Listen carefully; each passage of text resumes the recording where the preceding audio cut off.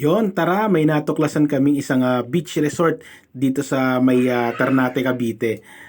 Pupuntahan nga pala namin to ni Mrs. ngayon, pero syempre, bago ka dumating dun sa beach resort na yun, kailangan mo muna dumaan dito sa Kaibiyang Tunnel. So tara guys, let's go. Pasukin natin tong tunnel na to.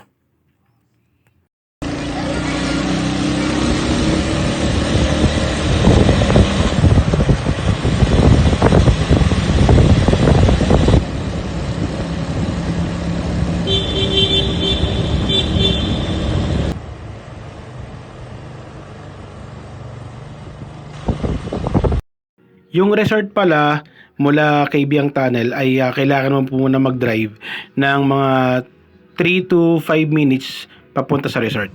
So, eto na yung pinaka-resort niya. So, kailangan mong bumaba mula doon sa taas. Mamaya ipapakita ko sa inyo yung itsura ng entrance ng pinaka-resort nila. Let's go! So dito wala kang ibang babayaran kundi yung entrance at saka yung parking lang ng sasakyan mo.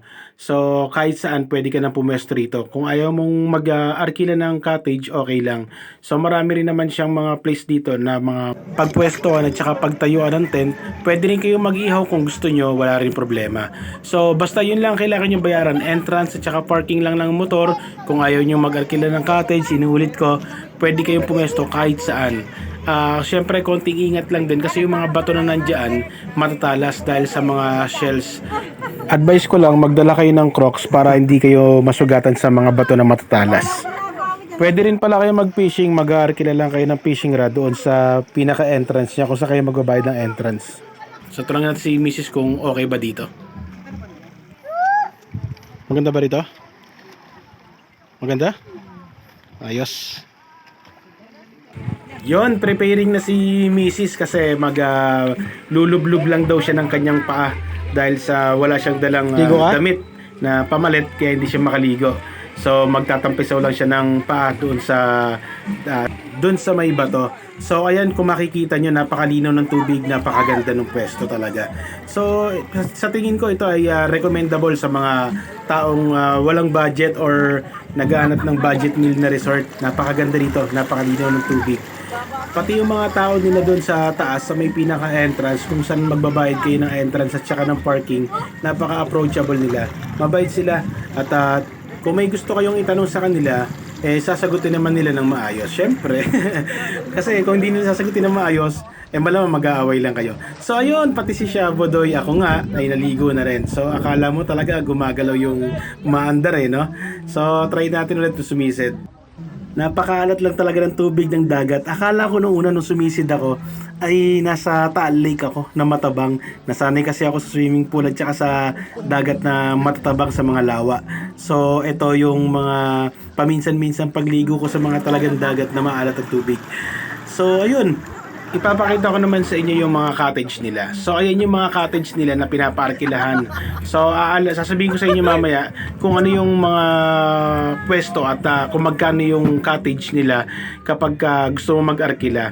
At saka syempre kung meron din ba silang overnight dito sa Maragondon Sanctuary Beach. So yun yung pangalan niya, Maragondon Sanctuary Beach. So ayun yung mga cottages nila na pinaparkilahan. So may mga ginagawa pang cottage dyan para syempre kung gusto mong mag-arkila ng mas malaki, dahil malaki ang pamilya mo, pwede. May mga pag-alagala din palang aso dito pero hindi naman sila delikado kasi mababait naman sila dahil nasanay na sila sa mga tao. So tara, aakyat na tayo at nang malaman nyo naman kung ano itsura ng aakyatin nyo pag kayo'y pumunta dito. Ito yung problema pagka bababa ka okay lang, pero pagka pauwi na kayo tapos aakyat, ay tignan niyo yung pinanggalingan namin ayun sa baba. So dito kayo dadaan sa mga bato papunta ron. Medyo matarik siya kaya kung mapapansin nyo sa video, hingal na si Shabodoy. Huy, nako, what's wrong with you?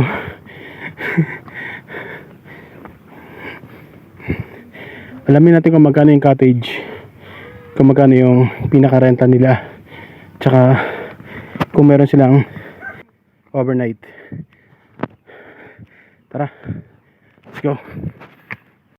So yung way na yan yung nanggaling ka ng Kaibiang Tunnel. So nasa right side lang sila. Tapos yung cottage nila is 750 pesos para sa 8 packs. Tapos 600 naman para sa couple lang, sa dalawa lang kayo. Kung gusto niyo naman mag-overnight, yung entrance nila is magiging doble, yung parking magiging doble. Kaya maraming salamat sa staff ng Maragondon Sanctuary Beach Resort. Thank you!